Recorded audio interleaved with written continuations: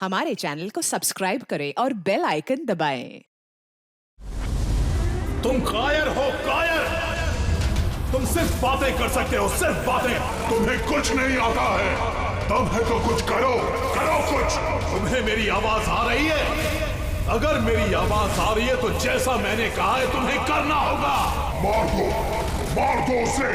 मेरा कहा मानो और जो मैंने कहा है वो करो। तुम मार दो उसे। योर ऑनर, सारे गवाह और सबूत यही साबित कर रहे हैं कि खून प्रीतिका ने ही किए हैं। नहीं, जज साहब, ये सब झूठ है। झूठ तो आप बोल रही हैं प्रीतिका जी, खून आप ही ने किए हैं। नहीं जज साहब, मैं बेकसूर हूँ जज साहब, निर्दोष हूँ मैं। Your honour, your honour. हाँ मैं सुन रहा हूँ, बोलो क्या कहना है तुम्हें। योर ऑनर, मेरे फाजिल दोस्त नीलेश जी के पास अपने डिफेंस में पेश करने के लिए कुछ है ही नहीं। कोर्ट का कीमती वक्त जाया ना किया जाए। कोर्ट का वक्त बेशक कीमती है, लेकिन उससे भी कहीं ज्यादा कीमती है एक बेकसूर इंसान की जिंदगी।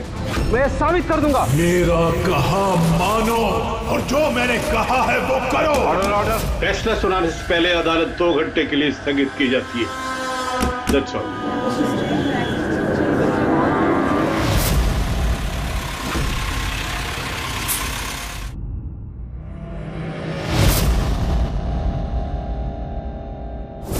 श्रीकांत, तुम्हें उसे मारना होगा। तुम कर सकते हो ये। उसे जिंदा रहने का कोई हक नहीं है। उसका मरना जरूरी है। मार दो श्रीकांत, मार दो उसे। चलाओ गोली।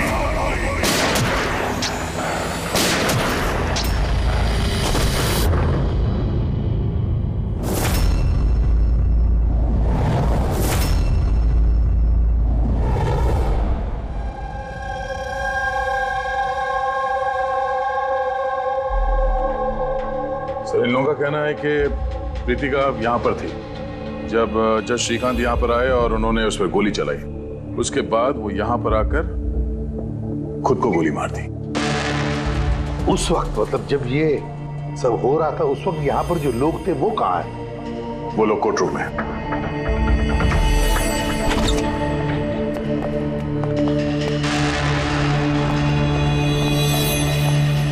जरा डिटेल में बताइए क्या हुआ यहाँ पर।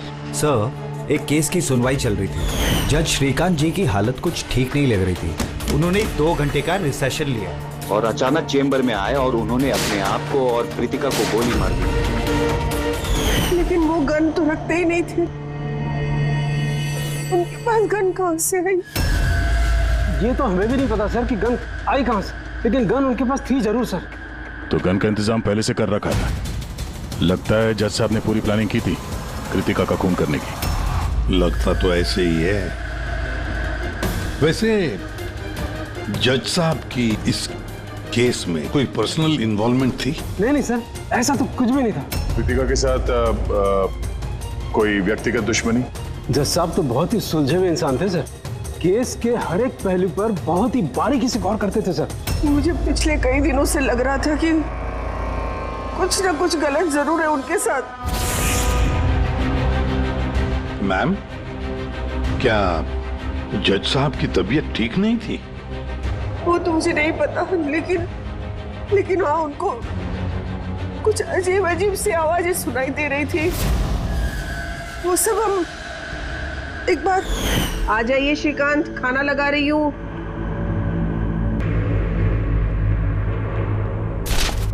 इन पड़ोसियों की जुबान पे लगा भी नहीं, जब देखो अनाप शनाप बकते रहते हैं। अरे क्या हुआ श्रीकांत, इतना क्यों चिढ़ रहे हो? पहले जाके इन पड़ोसियों का मुंह बंद करो। नहीं सुननी मुझे उनकी बकवास। कैसी बातें कर रहे हो श्रीकांत? पड़ोसी के बेचारे पिछले 1 महीने से लंदन गए हुए और उनकी आवाज यहाँ तक कैसे आ सकती है? कुछ भी बात कर रहे हो आप श्रीकांत। कौशल, पता नहीं श्रीकांत को क्या हो गया है, कुछ अजीब सा बिहेव कर रहे हैं। और पता है तुम्हें, उसे पड़ोसियों की आवाज सुनाई दे रही है जबकि वो घर बंद है, वहां पे कोई नहीं है। किसे बता रही हो? किसे बता रही हो? और तुम क्या समझती हो? तुमसे झूठ बोल रहा हूं मैं? पूरा बात ऐसे नाटक बंद करो बताओ, तुम लोगों ने इस घर में क्या छुपा रखा है? बताओ मुझे, बताओ। मैं सब जानता हूं, सब जानता हूं मैं। तुम मुझे पागल बनाने की कोशिश कर रही हो ना? हैं? श्रीकांत, ये तुम्हें क्या हो गया है? हाँ? अपनी हालत देखो क्या बना के रखी है। पर यहाँ पे कोई नहीं है। किसकी आवाज सुनाई दे रही है तुम्हें? सुनाई दे रही है, मुझे उनकी आवाजें सुनाई दे रही। यही है, यही है। लेकिन मैं किसी की नहीं सुनूंगा, किसी की नहीं सुनूंगा। कहीं उन्हें कोई दिमागी बीमारी तो नहीं थी? नहीं सर, 15 अप्रैल तक तो ठीक थे, लेकिन हम रेड कैंडी हॉस्पिटल गए थे ना, उसके बाद ये सब कुछ होने लगा था उनके साथ। Red candy hospital? जी सर, इस हॉस्पिटल में चल के पता करते हैं कैसा क्या हुआ था वहां पे कि ये जज साहब अचानक ऐसा बर्ताव करने लगे। सर, इस केस में आखिर बचा ही क्या है? जिस आदमी ने खून किया उसी ने अपने आप को मार लिया। वही तो पता लगाना है ना फ्रेडी, वही तो पता लगाना है कि एक जज ने अपने सामने वाले आरोपी को गोली क्यों मार दी, खून क्यों किया, और तो और उसके बाद में अपने आप पर भी गोली चलाई। क्यों?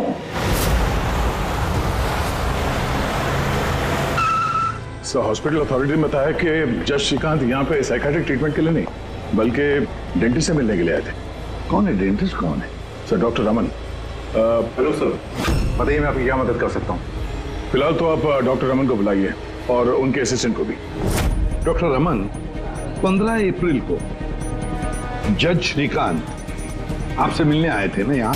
जी हाँ सर, लेकिन सर उनकी मौत से मेरा क्या लेना देना? मुझसे सवाल क्यों?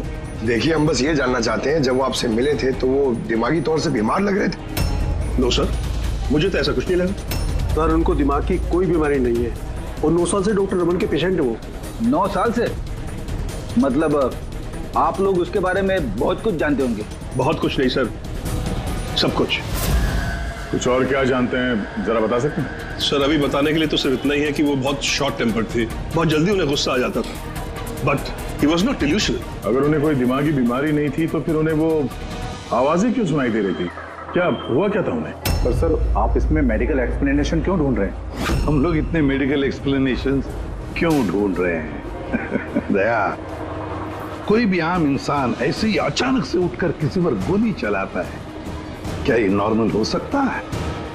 नहीं, कुछ ना कुछ तो गड़बड़ जरूर है, कुछ तो हुआ है, पर क्या?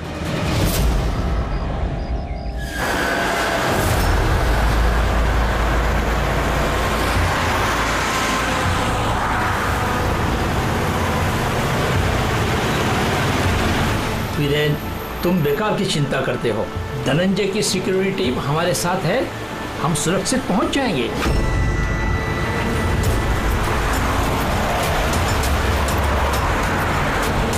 वो बात तो ठीक है, लेकिन आपको धमकियां मिल रही हैं। देखो वीरेन, हमारे कामों में धमकियां मिलती रहती है और ऐसी धमकियों से मुझे डर नहीं लगता है। देखो, डर तो मुझे भी नहीं लग रहा, क्योंकि मुझे धनंजय और उसकी टीम पे पूरा भरोसा है।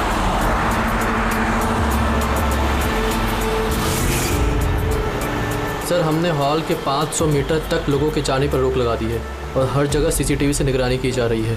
ये बहुत आसान है धनंजय, कायर मत बनो। हम जानते हैं इस काम को तुम पूरा करोगे, वो भी अपने हाथों से। तुम सुन रहे हो ना धनंजय, तुम बुज़दिल नहीं हो, नहीं हो तुम बुज़दिल। कायर मत बनो, इस काम को तुम पूरा करोगे। सर, क्या बता रहे थे तुम ब्लॉक बी के अरेंजमेंट के बारे में? सर, मैं ब्लॉक बी के बारे में बात नहीं कर रहा था। सर, आप ठीक है ना? आपकी तबीयत कुछ खराब लग रही है। मेरी तबीयत ठीक है, मैं ठीक हूँ।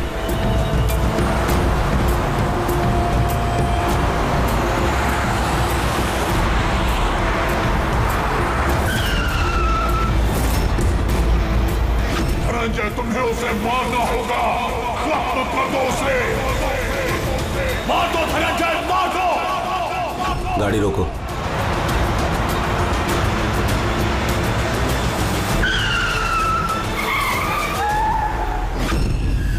ये इसने गाड़ी क्यों रोक दी? सर क्या हुआ? शाबाश धनंजय, अपना मिशन पूरा करो, मार दो उसे। याद रहे धनंजय, तुम कायर नहीं हो, तुम ये कर सकते हो। धनंजय यहाँ क्यों आ रहा है? मार दो धनंजय, उसे गोली मार दो, सोचो मत। मैं देखता हूँ। ओके। क्या बात है धनंजय, गाड़ी क्यों रुकवा दी? धनंजय मारो गोली।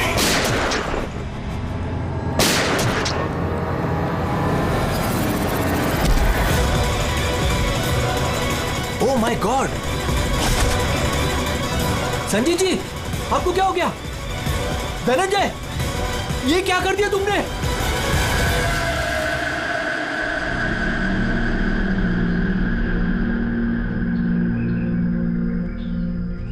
नेताजी के सिक्योरिटी का इंचार्ज वही था? जी सर, धनंजय जी वही इंचार्ज थे।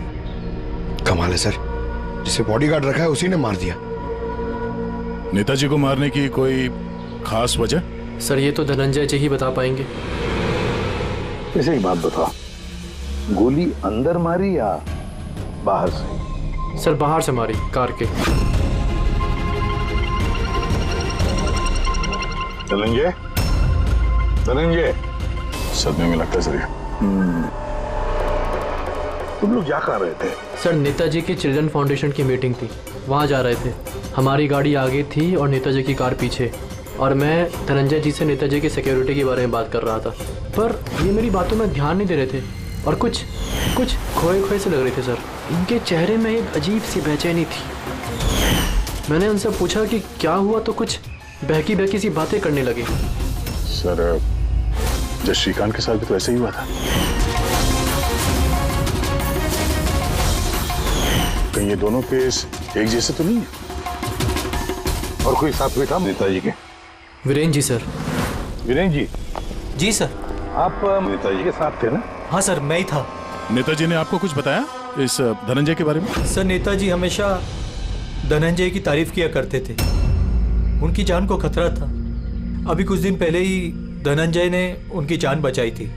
बड़ी अजीब बात है सर, कुछ दिन पहले जिस आदमी ने नेताजी की जान बचाई, आज उसी ने उनका खून कर दिया। एक गोली मारने के बाद धनंजय ने भागने की कोशिश की? नहीं सर, खुद को गोली मारने की कोशिश की थी सर। बड़ी मुश्किल से सिक्योरिटी वालों ने उन्हें रोका था सर। कमाल है सर, जज श्रीकांत ने खून करने के बाद अपने आप को गोली मार दी, और इसने भी अपने आप को गोली मारने की कोशिश की। काम करते हैं, धनंजय को ब्यूरो ले चलते हैं, वहीं से उससे पूछताछ करेंगे। और फिर एक बात समझ में नहीं आ रही है दया, खून करने के बाद खूनी अपने आप को गोली मार लेता है, क्यों?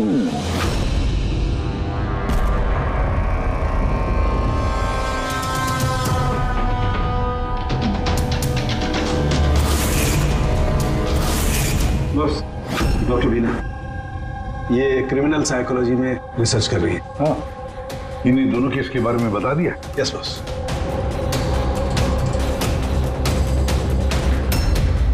मेरा बेटा कहाँ है? मुझे उससे मिलना है। श्री नेताजी के सिक्योरिटी इंचार्ज धनंजय की माँ। उसे यहाँ क्यों लाए हो?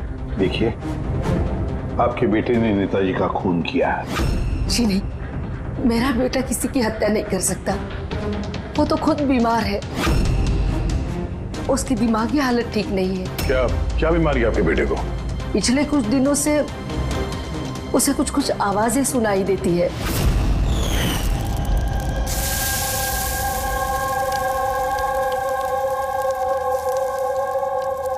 धनंजय, क्या बात है बेटा? बड़े परेशान लग रहे हो। ऑफिस में कोई प्रॉब्लम है क्या? कोई टेंशन?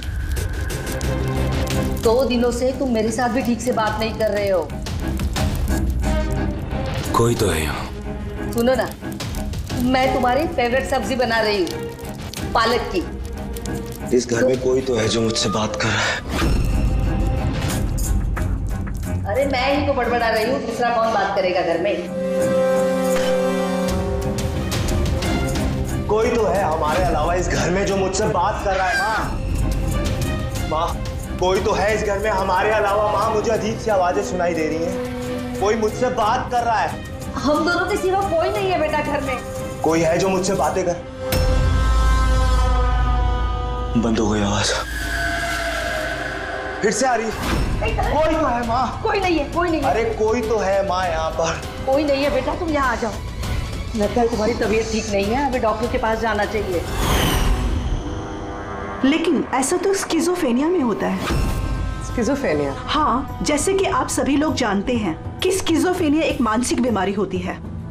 ऐसे में पेशेंट को बहुत सारी आवाजें सुनाई देती हैं, लोग ना होने के बावजूद भी दिखाई देते हैं, और पेशेंट अपने आप को मारने की कोशिश भी करता है। क्या आप मुझे बताएंगे कि इन दोनों पेशेंट की उम्र क्या थी? श्रीकांत जी की उम्र 50 साल और धनंजय 42 साल का। लेकिन इस उम्र में स्किज़ोफ्रेनिया नहीं होता। क्या मैं उनसे मिल सकती हूँ? मुझे पेशेंट से बात करनी है। हाँ बिल्कुल, पूर्वी।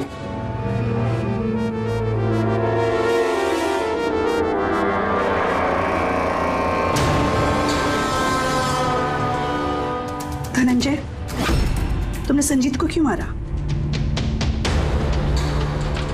मैं कुछ पूछ रही हूँ। धनंजय, तुमने संजीत को क्यों मारा? मुझे कुछ आवाजें सुनाई दे रही थी जो मुझे उकसा रही थी।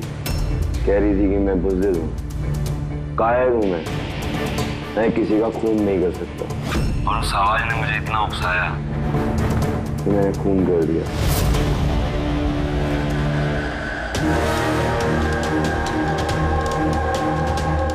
और ये तुम्हारा गाल? ये गाल क्यों सूजा हुआ है? मेरे दांत में इन्फेक्शन है। जज श्रीकांत, उनके दांत में भी इन्फेक्शन था सर? मेरे बेटे के भी दांत के इलाज के बाद ही उसकी तबीयत खराब रहने लगी। क्या?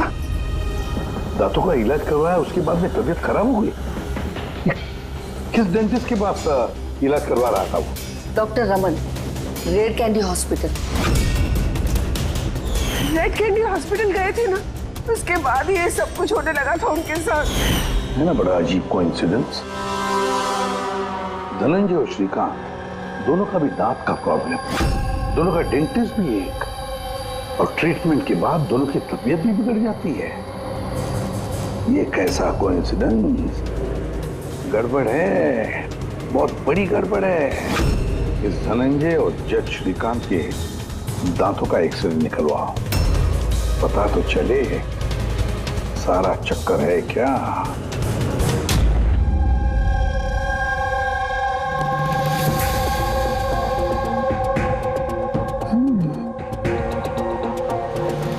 ये क्या हो सकता है? सर, ये देखिए। क्या? ये मार्क्स।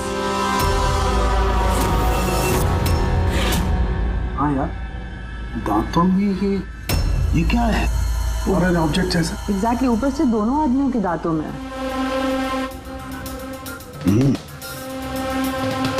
दोनों आदमियों के दांतों में कुछ फॉरेन बॉडी जैसा कुछ क्या हो सकता? तारिका, एक काम करो, एसीपी साहब को फोन कर दो, उन्हें बोल दो कि केस की जड़ मिल गई है।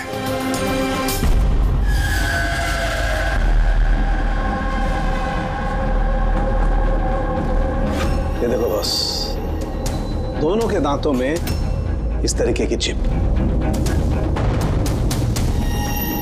ये तो बग है।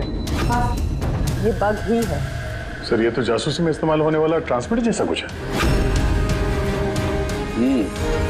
बॉस, इसके जरिए ही श्रीकांत और धनंजय को वो आवाजें सुनाई देती थी।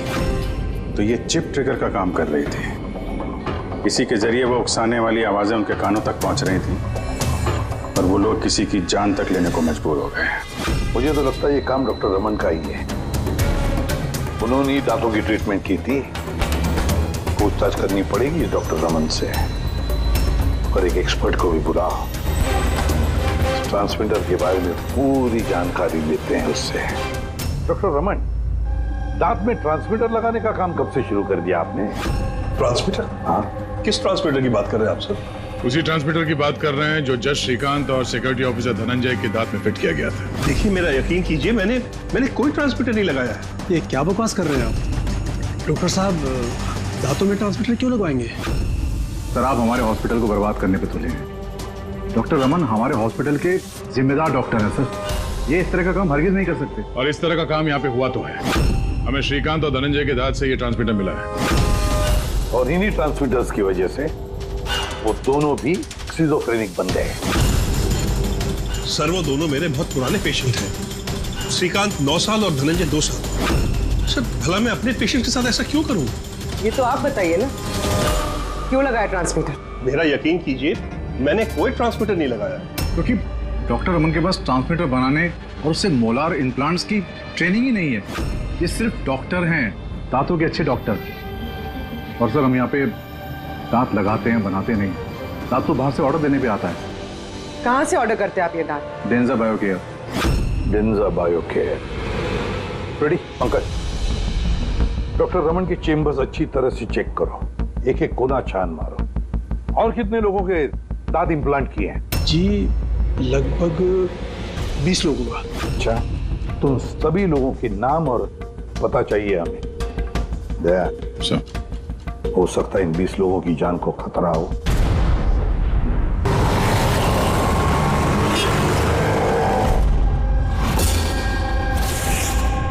कुछ समझ में आ रहा है? हाँ सर, कुछ समझ में आ रहा है। यही कि ये ट्रांसमीटर जितना छोटा है उतना ही पावरफुल है। कितनी रेंज है इसकी? सर इसकी रेंज यही कोई 15 से 20 मीटर है। यानी अगर इस ट्रांसमीटर से किसी को कम्युनिकेट करना है तो उसे 15 से 20 मीटर के दायरे में रहना होगा। इसकी फ्रीक्वेंसी हम लोग ट्रैक कर सकते हैं? बिल्कुल ट्रैक कर सकते हैं, लेकिन उसके लिए हमें पहले ये जानना होगा कि ये ट्रांसमीटर कितने हर्ट्ज पे काम करता है। तो पता लगाओ कितने हर्ट्ज पे काम करता है ये, क्योंकि फ्रीक्वेंसी हमारे लिए बहुत जरूरी है। जहां पर ये फ्रीक्वेंसी एक्टिव होगी वहीं पर हमारा खोज ही होगा। ठीक है सर, आप थोड़ा सा वक्त दे दीजिए, मैं जल्दी पता लगाने की कोशिश करता हूँ। ठीक है। ये कहानी आके रुक जाती डॉक्टर रमन के नाम पर। सारा का सारा शब्द डॉक्टर रमन पे ही है। लेकिन सर वो अपने पुराने पेशेंट का खून क्यों करेगा? हाँ सर, हॉस्पिटल एडमिनिस्ट्रेटर बता रहा था कि ऐसा ट्रांसमीटर बनाने की काबिलियत डॉक्टर रमन में नहीं है। शक के घेरे में तो ये कविता और वीरेन भी है। हो सकता है इनमें से किसी ने मारा। हो सकता है, बिल्कुल हो सकता है, लेकिन ये जो भी है वो 15 और 20 मीटर के दायरे में ही काम कर रहा है। जो 20 लोगों के बारे में क्या पता चला? नहीं सर, उनका आपस में कोई कनेक्शन नहीं है। यहाँ तक कि श्रीकांत और धनंजय ये भी एक दूसरे को नहीं जानते। फिर भी अभी उन 20 लोगों से जाकर मिलो, उनसे पूछो क्या उनके साथ भी वैसे हो रहा था जैसे धनंजय और श्रीकांत के साथ हो रहा था क्या? और एक बात, लॉर्ड चेम्बर और चेंबूर, पता लगा वहां पर कितने सेलफोन एक्टिव थे उस खून के दौरान। और देख, उस दांत बनाने वाली कंपनी में जाकर पूछताछ करो, देखो कौन हो सकता है जो दांत में ट्रांसमीटर फिट कर सकता है।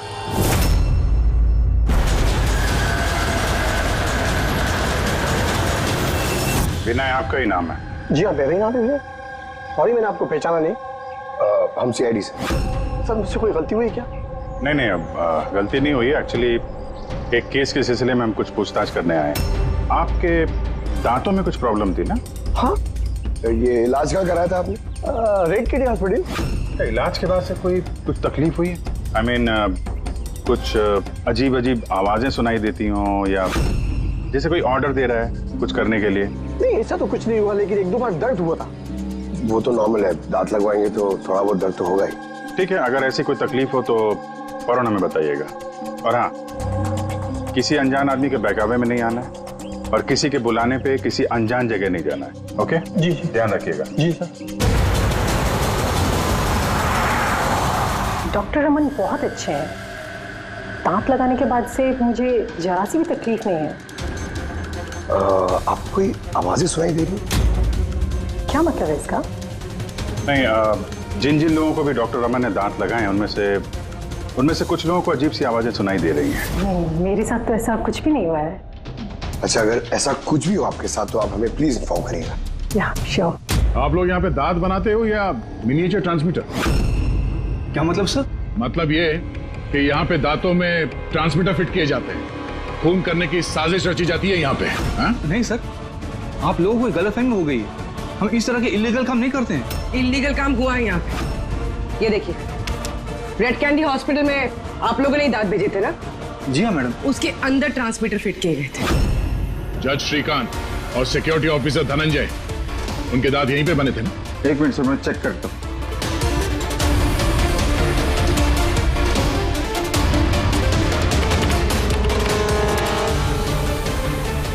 हाँ सर, दांत तो यही बने हैं, लेकिन अगर वो हमारी एम्प्लॉय रूपाली होती जिसने ये दांत बनाए हैं तो सच्चाई पता चल जाती। कहाँ है आपकी वो एम्प्लॉय रूपाली? वो तो कल रात गुजर गई। कैसे गुजर गई? उसे अस्थमा अटैक हुआ था, लेकिन हैरानी की बात तो ये है कि उसे कभी अस्थमा था ही नहीं। जी हाँ सर। उसके घर का एड्रेस देना सर। दांत कब लगवाया आपने? सर 2 महीने हो गए। कोई प्रॉब्लम हुई आपको? नहीं, कोई प्रॉब्लम नहीं सर, जब से दांत लगाया सब ठीक है सर। कुछ आवाजें सुनाई दे रही हो अजीब अजीब सी? नहीं सर, पर हुआ क्या सर? देखिए, रेड कैंडी हॉस्पिटल में जितने लोगों ने भी ट्रीटमेंट कराया उन्हें कुछ प्रॉब्लम्स हो रही हैं और उनमें से 2 जन की तो मौत भी हो चुकी है। सर मैं मरना नहीं चाहता सर। नहीं, आप घबराइए मत, ऐसा कुछ नहीं है। आपको कभी भी ऐसी कोई प्रॉब्लम हो कि कुछ अजीब अजीब सी आवाजें सुनाई दे रही हो, या फिर कोई ऐसा आदमी दिख रहा हो जो है नहीं, मतलब दूसरे बोल रहे हैं कि किससे बात कर रहे हो, तो अगर ऐसा कभी हो तो फौरन हमें कांटेक्ट करिएगा। और कितने लोग बचे पंकज? सर चेक करने के लिए और 5 लोग बचे हैं सर। 5 को भी जल्दी से जल्दी चेक करना होगा। क्या पता उस हत्यारे का अगला निशाना इन्हीं में से कोई हो। हाँ सर।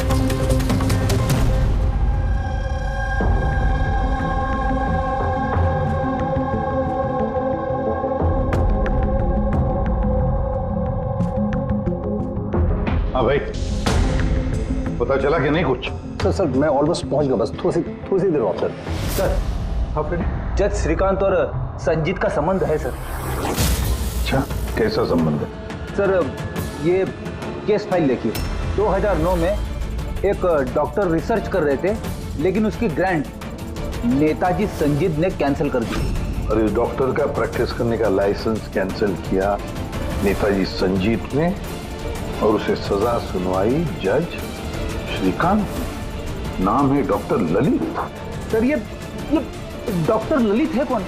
पता लगाना पड़ेगा ये डॉक्टर ललित है कौन और किस बात पर रिसर्च कर रहा था। तो आपकी बेटी ने टूथ इम्प्लांट करवाया था? हाँ, अभी 2 दिन पहले ही कराया था इम्प्लांट रेड कैंडी हॉस्पिटल से। सर जिस दिन से टूथ इम्प्लांट करवाया है, अजीब अजीब बातें करती है और बहुत डरी हुई भी है। मॉम, क्या हुआ, कुछ चाहिए? कोई आया क्या घर में? कोई भी तो नहीं।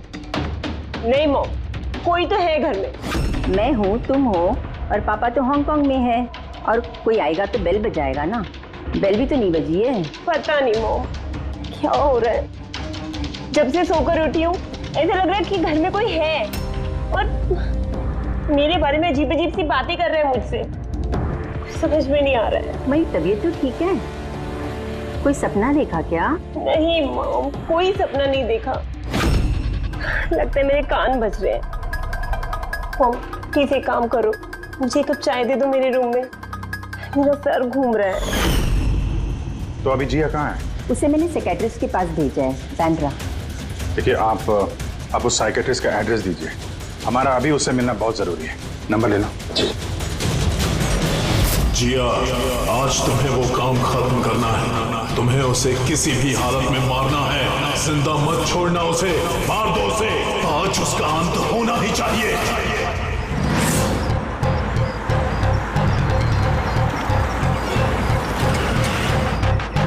कहाँ जाएंगे मैडम? जेके मार्केट। उसे कहो तुम्हें जेके मार्केट जाना है। मैंने कहा मैडम कहाँ जाएंगे?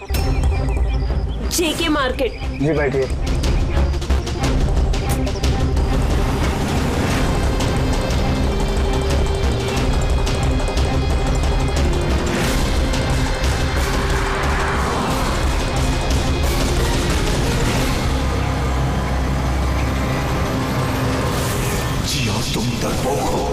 डरपोक हो तुम, कुछ नहीं कर सकती तुम। 1 नंबर की डरपोक हो। झूठ, मैं डरपोक नहीं हूँ और मैं किसी को नहीं मार सकती। मैडम आपने मुझसे कुछ कहा? हाँ अब नहीं, मैंने कुछ नहीं कहा। नहीं, कुछ नहीं कहा मैंने। मैं कहाँ बात कर रही हूँ?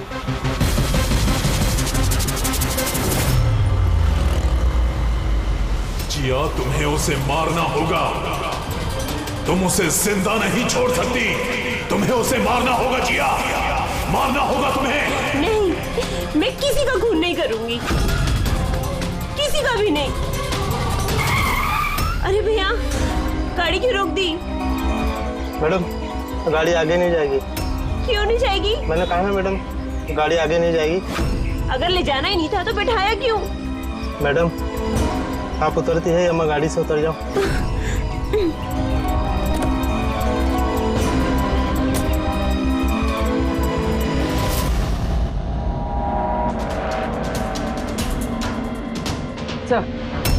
सर, वॉचमैन और पड़ोसी बता रहे थे कि रूपाली यहाँ 3 महीने पहले शिफ्ट हुई थी और अकेली रहती। फिर चेक करते हैं अच्छी तरह से।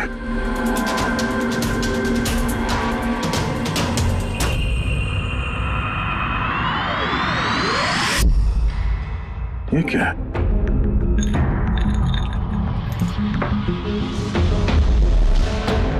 इतने सारे एयर ट्रांसमिटर्स।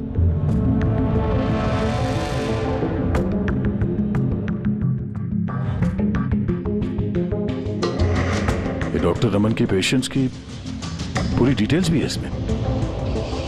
ये देखो। सर, ये जिया तो वही है जिसके बारे में अभिजीत सर ने हमें बताया था। सर, ये रूपाली, ये कहीं किसी की कठपुतली तो नहीं थे? हो सकता है। शायद खुनी को पता चल गया होगा कि हम लोग रूपाली तक पहुंच जाएंगे, इसलिए मार दिया उसे।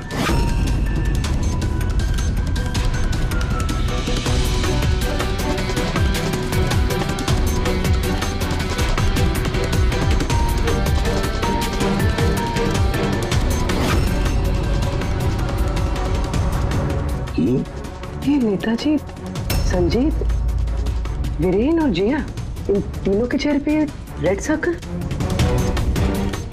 नेताजी के चेहरे पे क्रॉस मारा हुआ। नेताजी तो मारे गए, अब बचे ये वीरेन और ये जिया। मतलब अगला नंबर इनका है।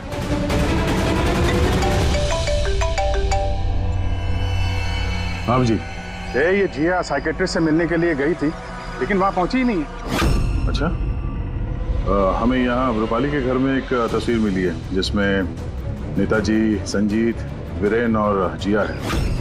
ये नेताजी के चेहरे पे तो क्रॉस मारा हुआ है, पर इन दोनों के चेहरे पे लाल पेन से सर्कल बना हुआ है। कहीं ऐसा तो नहीं कि ये जिया वीरेन को मारने के लिए गई है? एक काम करो, तुम वीरेन को अलर्ट करो, पता करो वो कहाँ है। तब तक मैं जिया की लोकेशन ट्रैक करता हूँ और हम लोग मिलते हैं। ओके? या चलिए, सर वीरेन को फोन लगाना।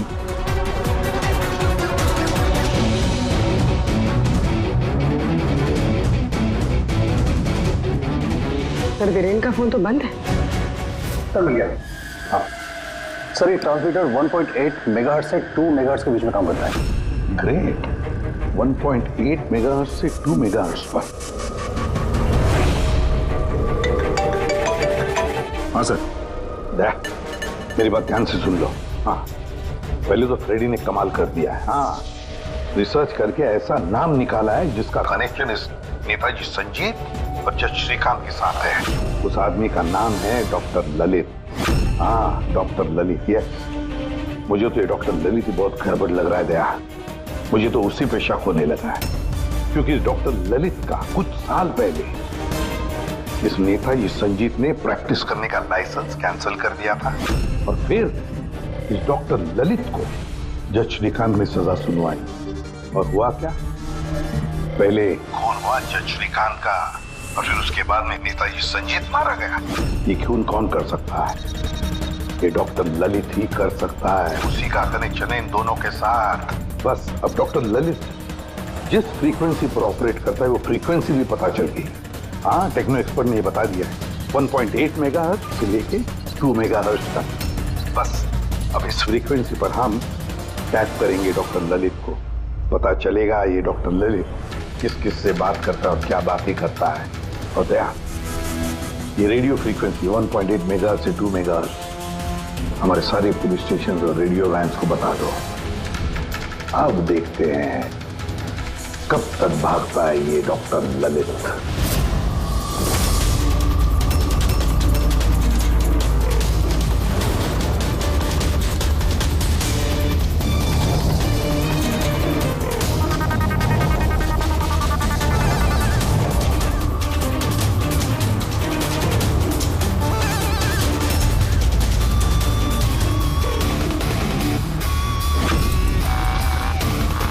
इस फ्रीक्वेंसी पे कोई हरकत नजर नहीं आ रही। जब भी बोलेगा पकड़ा जाएगा। पूरी मुंबई इस फ्रीक्वेंसी को हर 5 किलोमीटर में ट्रैक कर रही है। अगर जिया वीरेन को मारने निकली है तो वो खूनी 1.8 या 2 पे जरूर आएगा।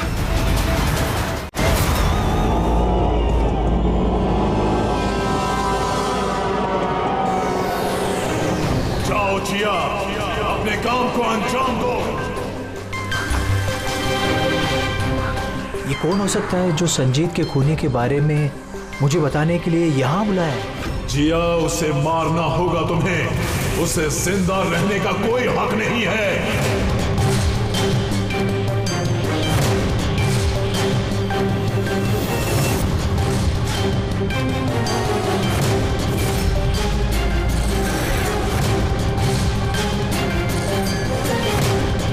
ज्यादा सोचो मत, मार दो जिया, उसे मार दो। उसे जिंदा रहने का कोई हक नहीं है। उसकी तरफ देखो, पहचानो उसे, वो तुम्हारे सामने है। Kill him। उसे जिंदा रहने का कोई हक नहीं। उसी की आवाज है। फ्रीक्वेंसी लोकेट करो। देखो, अपनी बैग से गन निकालो।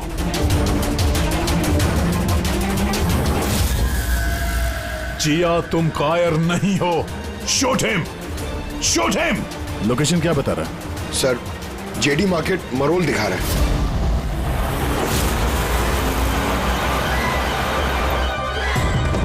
कम ऑन जिया, मारो, मारो उसे। उसे जीने का कोई हक नहीं। तुम लड़की हो जिया, डरो मत। चला दो गोली, मारो उसे। ट्रिगर दबाओ जिया, चलाओ गोली। Yes, come on Jiya. Sir, ये क्या हो रहा है? ये मुझे क्यों मारना चाहती थी? किसी ने मुझे फोन करके बुलाया कि संजीत की खूनी के बारे में बताने वाली थी। घबराइए नहीं, ये सब एक प्लान था। आप अभी सेफ है, आप जा सकते हैं। Okay sir, thank you. तो खूनी यहीं कहीं होगा। भीड़ में मिक्सअप हो गया है। सिग्नल यहीं है, देखते हैं।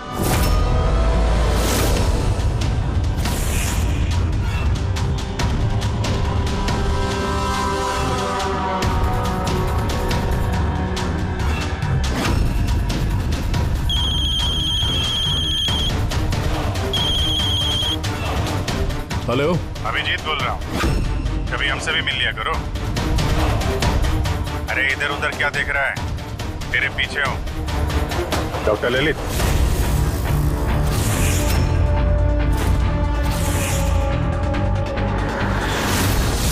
हॉस्पिटल के एडमिनिस्ट्रेटर पवन। मुजरिम चाहे कितने भी नाम बदल ले, चाहे कितने भी भेष बदल ले, एक ना एक दिन शिकंजे में फंस ही जाता है। क्यों? चलो।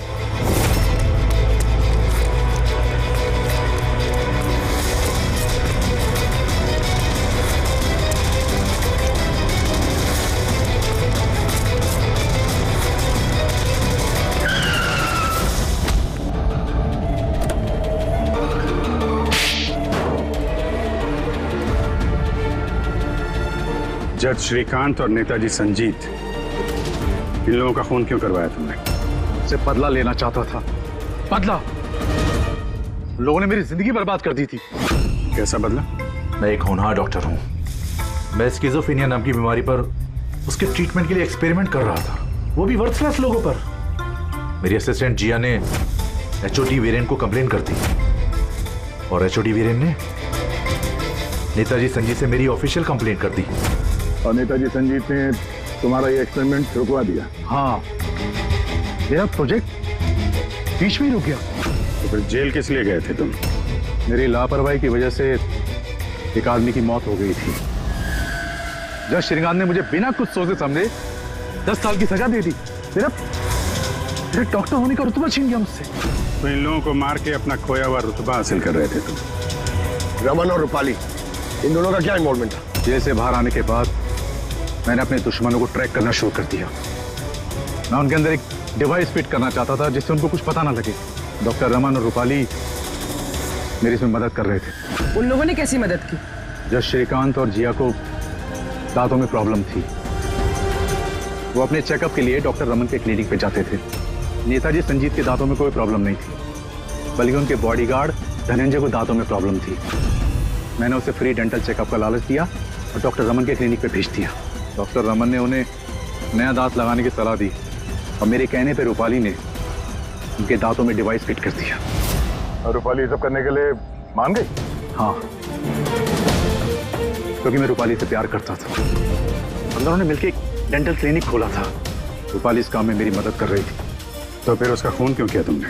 क्योंकि जब श्रीकांत और नेताजी के मरने से आप उस तक पहुंच जाते और वो मेरा नाम ले देती, इसलिए मैंने उसे हमेशा हमेशा के लिए चुप करा दिया। फिर बदला लेने के लिए क्या कुछ नहीं किया तुमने?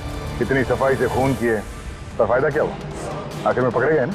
मेरा मिशन किसी को मारना नहीं था सर, मैं बस अपने आप को जीनियस साबित करना चाहता था। मैं चलते फिरते इंसानों को हथियार बना सकता था। अगर यही दिमाग किसी अच्छे काम में लगाते तो आज मुजरिम नहीं बनते और जिंदगी भर जेल की सलाखों के पीछे सड़ते नहीं। For more updates, subscribe to our channel, click the show links and enjoy watching the videos.